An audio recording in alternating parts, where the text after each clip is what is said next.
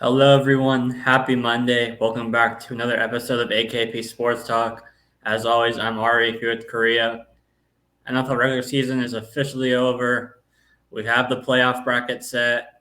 Obviously, we'll talk about it at some point later in the week as we get closer to the games and whatnot.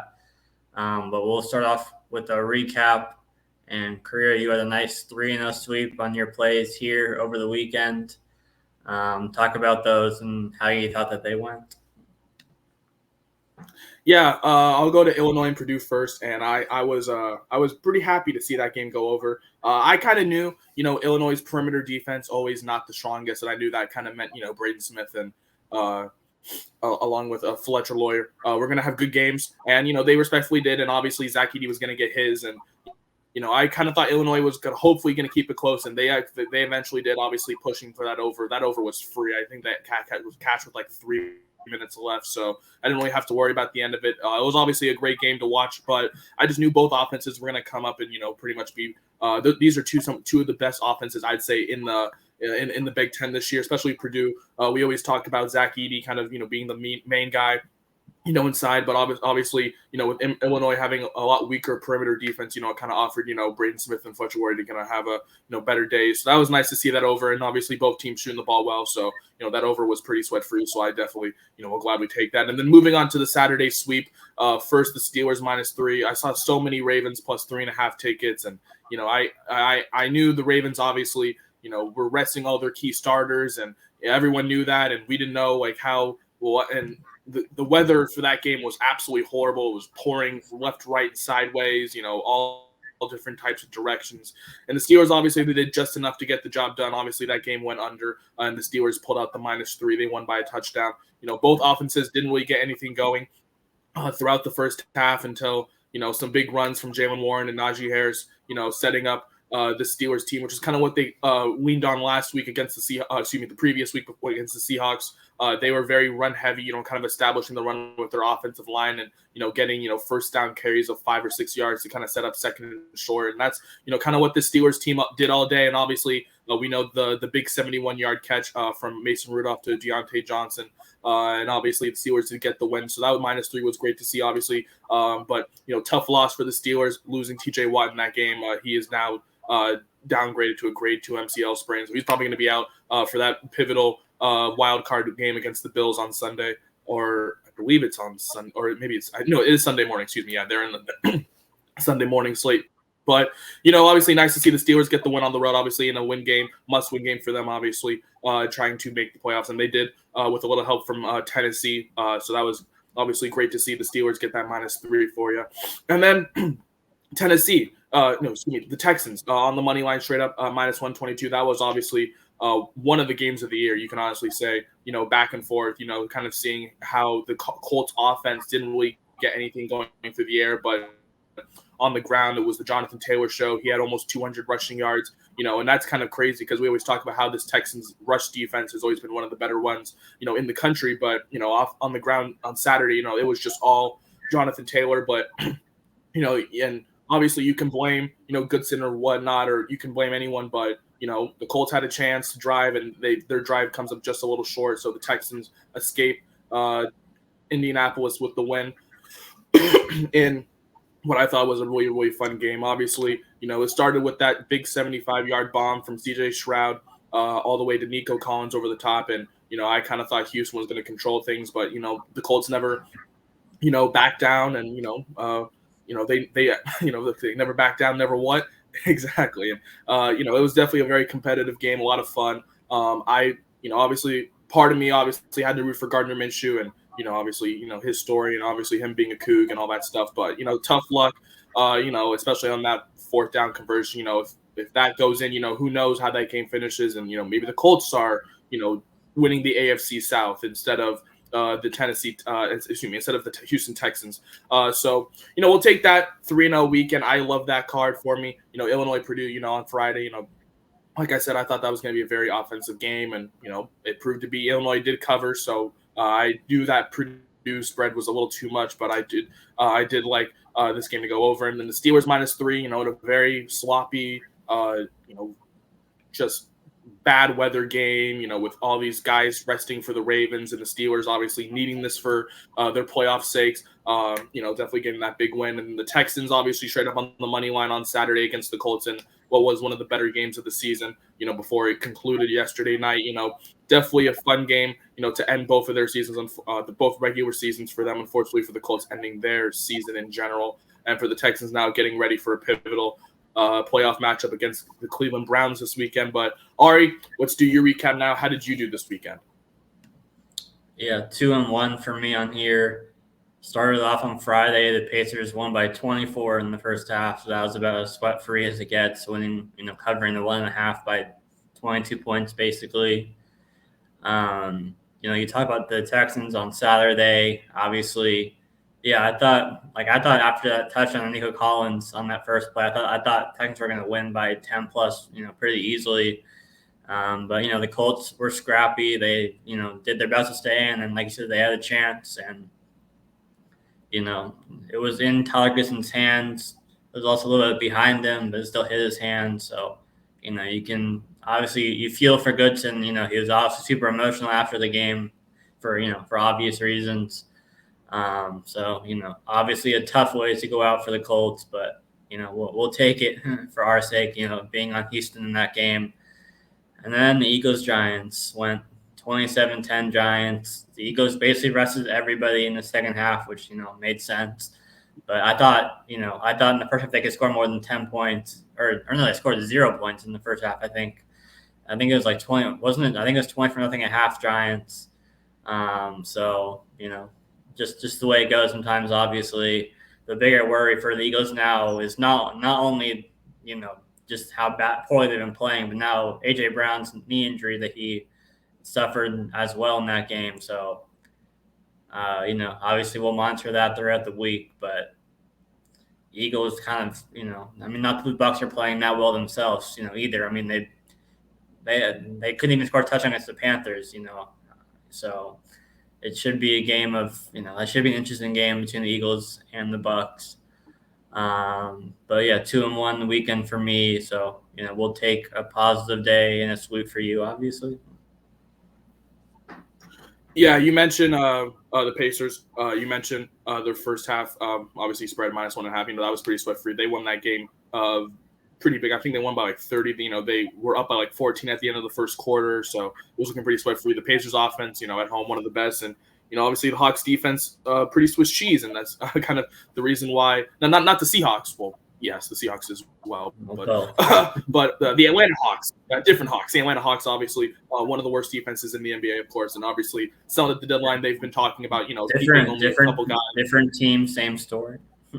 Exactly, different team, same result. That's kind of the story with the Seattle Seahawks and the Atlanta Hawks. Both defenses not great. Obviously, the Atlanta Hawks been rumored to be moving some guys at the deadline. I heard DeJounte, Clint Capella, and a few guys being mentioned at the trade deadline potentially for them. But, especially for the Pacers at home, it was a big win.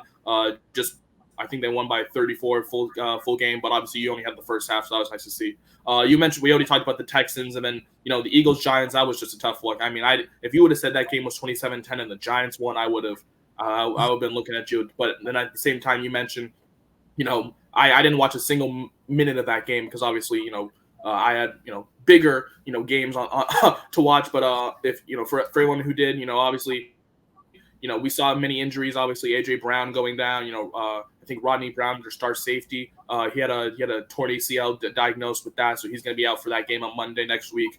And then obviously we had Jalen Hurts. Obviously have that popped finger, his middle finger popped out of place, and he's considered day to day. So we will look into that as we potentially choose who may win that game on Monday. But recapping, yesterday's afternoon game, it was a tough look. The offense didn't show up. You mentioned it was 24-0 a half for the Giants. So, if you would have said it was 24-0 and the Giants were beating the Eagles, I mean, who would have thought that? But I mean, Eagles didn't want to play. Injuries. We talk about the Eagles kind of looking like the 2020 Steelers right now. Just started out hot and then, losing 5 of like their last 6 games to, be in this position where they're in a wild card spot going to the 9-8 Bucks. And, a lot of people are probably laying money on the Bucks just because of how bad the Eagles look right now. But we'll definitely get into that in the future. But nice 2-1 weekend for you, as well as my 3-0 weekend over that. We'll take a 5-1 weekend total. But obviously, we have a big championship day. But yeah, forget all that. I'm gonna go to the big game of the day in the MEAC. I think this is the MEAC. I don't know if I think this is the SWAC. This is the SWAC, and we're taking UAPB people, University Arkansas Pine Bluff. We're taking them straight up on the money line at plus 102. Look, this is simply a look and play system. You take the home team in the SWAC game, SWAC, MEAC, whatever you call it, because these road teams cannot play on the road, right? And we look at who's playing. They're playing, Alabama State, and Alabama State, is a pretty respectable team, but I like Arkansas Pine Bluff at home. They have the better, I'd say they have the better offense. Obviously, they average about 85 points a game. They shoot the ball better, even though, Alabama State's going to out-rebound them. They definitely pass the ball better. They play a little bit better defense, and that's why I kind of like, just the Arkansas Pine Bluff straight up at home. The road teams in this conference in the SWAC, if you're on the road, you're not winning because – you look at these away from home records: 0-13, 0-13, 0-8, 1-8, 2-9, 1-7, 1-9, 0-8, 2-8, 1-6, 1-7, and 2-7. That is every single team in the SWAC. No team has had more than 3 wins on the road.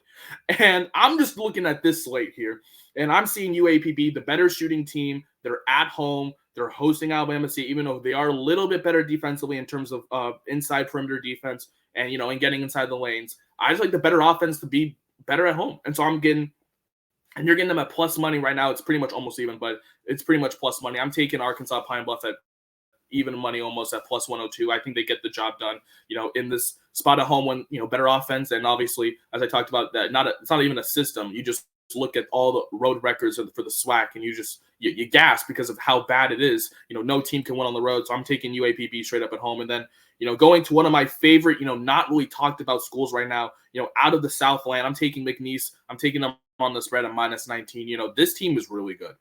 And, this is the best team you've probably have never heard of right now. McNeese, they're 12-2 on the year. They have a bunch of scores. And where that coming from, they have, a guy who's averaging 19-5. His name is Shahada Wells. This guy can score, okay?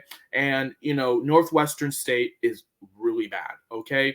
This was the great story, I believe, of Hansel Emmanuel, obviously going to that school. And, obviously we know him as the one-handed, machine. But now that program is gone. They're not good. And you look at, this McNeese team, they're one of the better teams defensively, and, maybe it's because of, who's coaching them. But, we have to put respect where it is. Will Wade is doing a great job at that program after leaving LSU, obviously, with, all of his scandals and all that nonsense. But, I think McNeese is probably going to be winning the Southland and winning convincingly. I think they may be the next FAU.